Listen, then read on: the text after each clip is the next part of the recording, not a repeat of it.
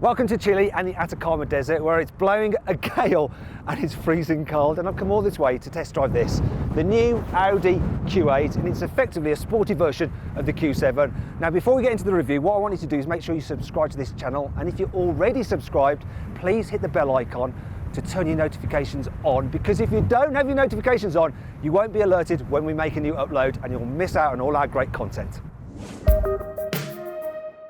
Now I'm going to start off by talking around this car's design, because it's very different than the Q7. They just haven't done a few tweaks here and there. It's got whole new bodywork. First thing to notice is this grille. So this is Audi's new 8-sided grille, and you're going to be seeing this style on future Audis, but it premieres here on this Q8, and it certainly stands out. And they've done this thing where they've given it a mask, so the grille actually blends into the lights to give it like a mask, like a real face.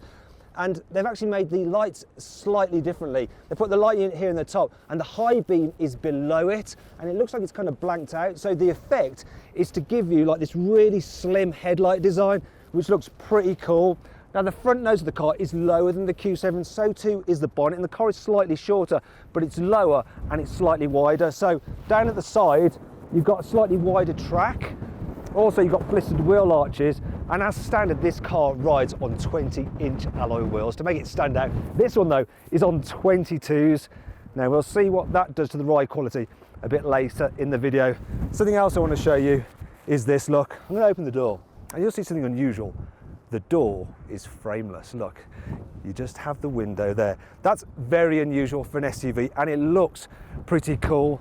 Now, as I was saying, the roofline is lower than the Q7, not just by a bit, it's that much lower, which is quite significant. And once again, later in the video, we'll see what that has done for the space in the back seat. One standout feature is this though. Look at the rear haunches. You've got these blistered wheel arches, and those are mimicking those you had on the short wheelbase Quattro from the 80s. And there's another thing that mimics the Quattro from the 80s. Look, this light bar at the back with this black panel. I mean, that light bar is very interesting, and I'll show you a little clip of that because it does a little dance when you turn the lights on and off. Other things to note are you've got this rakish tailgate there, you've got a roof spoiler, and shame of shames, look, Audi has given the car fake exhaust pipes. They lead to nowhere, they're just false. I don't know why they're doing it. Audi has followed Mercedes down the dark path of fake exhaust pipes. Why? I can't fault Audi for the rest of the design though. You see, unlike the Audi Q7, the Q8 has plenty of presence. Not convinced? Then let me show you something. Against this vast backdrop, the Q8 doesn't actually look all that large, but believe me, in real life it is, as I'll illustrate now by bringing in one of Audi's more normal sized SUVs. So here's a Q3, and you'll see then, look just how large and imposing that Q8 is. It's definitely going to stand out on the road. This particular Q8 is in the S-Line trim, which is actually the entry-level point in the UK. That means plenty of standard kit, but a more expensive starting price.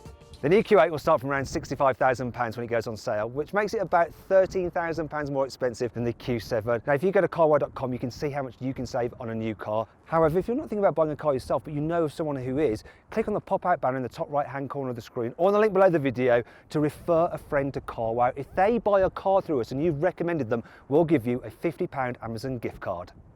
Speaking of money, the inside of the Q8 feels very expensive, with a minimalist yet high-tech design. This interior just follows on from that of the A8 and the A6. It's got its own unique vent design, but it's still the similar kind of thing with this big slab and the two central screens there, which, if I'm honest, I'm not the biggest fan of. They look nice and are easy to use while you're stationary, but a bit harder to do while you're driving. And yeah, you control like this stuff like the ventilation down here, like the infotainment up here. Thankfully, you've got the virtual cockpit there, so you can control most things through that, and it's right in your eye line pretty much, so you don't have to take your eyes off the road. Quality is good as ever with an Audi. Solid, firm, feels expensive. I like the seats in this one, so you get sport seats as standard. This one has the super sport seats, which are really nice, they're quilted. So yeah, suitably posh, what you'd expect really. From launch, you can get the Q8 with either a 3-litre V6 turbo petrol or the 3-litre V6 diesel in this car. It has 286 horsepower and is very punchy, though it can be a bit noisy when you accelerate hard. The 8-speed automatic gearbox isn't the fastest to respond either, though it is nice and smooth.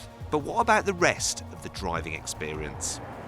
Well, the chassis is pretty much the same as the Q7. However, it's got a more sporty suspension setup, so it's a bit more dynamic to drive. Can I feel that? Maybe a little bit. I can maybe feel it a little bit. Now in the UK, as standard, the car gets air suspension, and it's the Air Sport suspension, so it's a bit firmer than the air suspension you get on the Q7, but it still rides over bumps really well. I've got it in comfort mode at the moment, but you can switch it into dynamic. In fact, there's loads of different modes. There's off-road mode, which will jack the car up by 50 millimeters over the normal height. There's an all-road mode, which is kind of a little bit higher than normal. Then there's a normal ride height, which you can use in comfort or auto. And then if you go in dynamic mode, you can actually lower the ride height by 40 millimeters below standard. So there's a range of 90 millimeters that you can change the ride height. In terms of the driving, well, this one has the dynamic rear wheel steering. So when you're going fast, the rear wheels go in the same direction as the front, so you've got a bit more stability.